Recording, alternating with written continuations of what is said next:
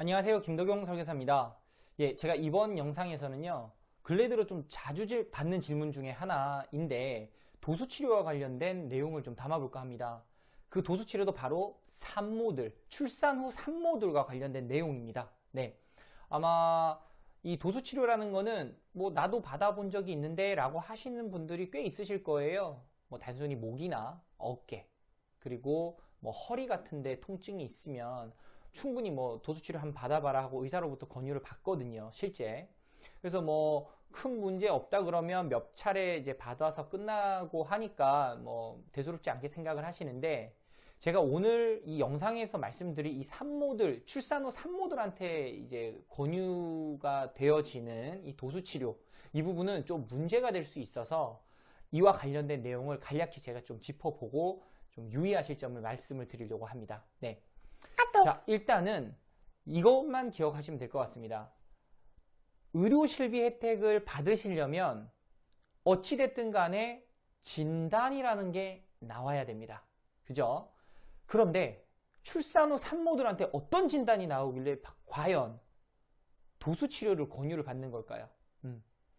실제로 이 부분은 조금은 과잉진료라고 제가 감히 좀 말씀을 드릴 수도 있는데, 조금은 그 방향이 올바르지는 못한 것 같습니다. 물론 개인적인 의견입니다만, 이제 거의 대부분 이 권유받는 과정이 뭐냐면, 출산을 했으니까 관절이 약해질 거고 체형이 틀어졌을 거다. 그래서 체형 교정도 되고 뭐 출산 후 통증도 아마 완화되는데 도움이 될 거다. 이렇게 해서 권유받는 걸로 알고 있습니다.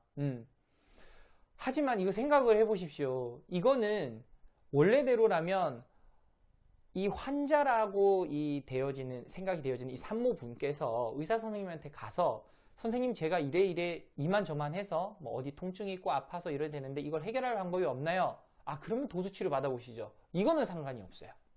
그런데 반대잖아요. 출산했는데 그냥 병원에서 산모님 이런 과정을 통해서 이런 치료를 받으시면 좋습니다예요.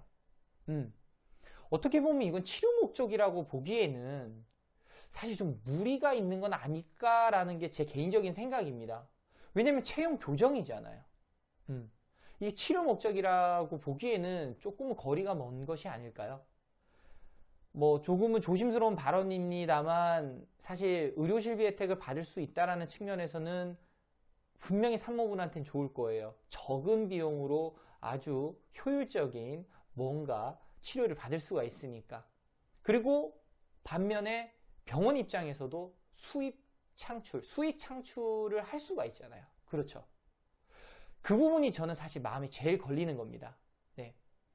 분명히 도수치료를 출산 후 시행을 했을 때 도움이 될 수는 있겠지만, 과연 이거를 진단 코드를 내가면서 질병 치료의 목적으로 한다라는 거에 대해서는 제가 감히 말씀드리면 조금은 물음표를 던지고 싶다라는 겁니다. 네. 그래서 이러한 치료를 출산 후 만약에 권유받으신다, 그래서 고민 중이시다. 사실 뭐 우리 아이 아빠분들도 이제 배우자분을 위해서 그 부분을 고민하시는 분들도 있는 걸로 제가 알고 있거든요. 저도 문의를 한번 받아봤어요. 그래서 이거 받아도 괜찮냐라고 하길래.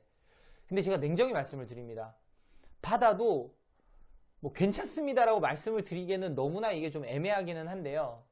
일단 가장 중요한 거는 도수치료를 받기 위해서는 진단 코드를 받아야 되고요. 그리고 제가 알기론 출산 후에 이 도수치료가 한두 번 받는 게 아니라 병원마다 차이는 있겠지만 1, 20회 정도로 받는 걸로 알고 있어요. 이거 저렴한 비용 아닙니다. 그리고 이 치료도요, 사실 적은 횟수가 아니에요. 정말 많아요. 그러면 보험회사 입장에서는 이 부분을 좋게 볼리 만무합니다.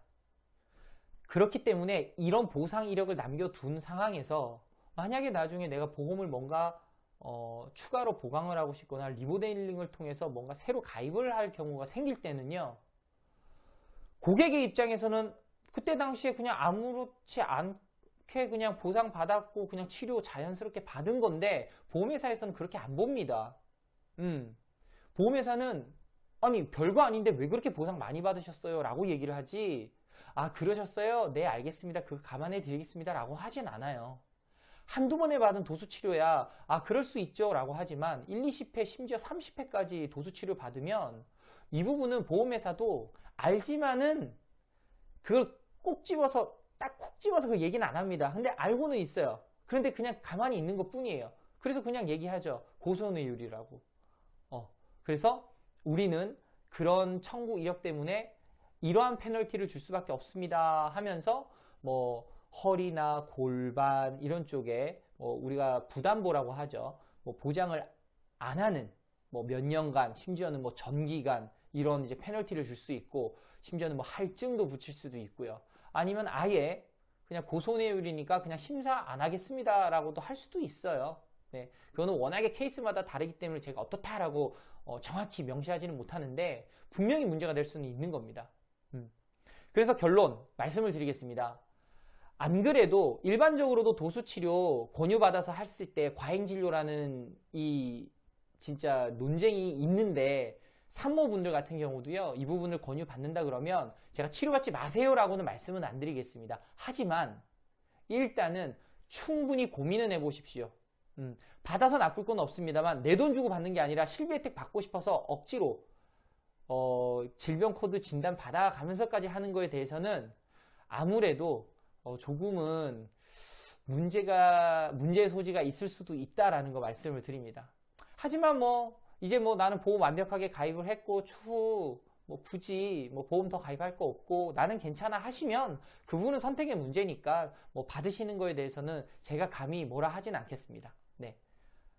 단 충분히 이제 추후에 뭔가 보험을 가입을 한다거나 이런 게 있다 그러면 문제가 될 수 있으니까 무조건 응하지는 말아라 라는 게 제가 이제 드리고 싶은 입니다.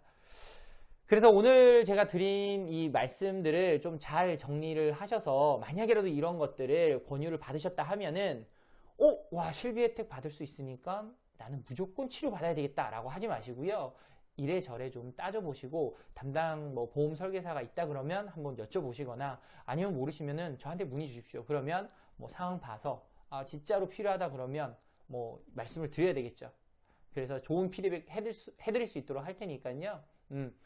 무조건 오케이 하지 마시고 잘 고민해 보시길 바라겠습니다. 네.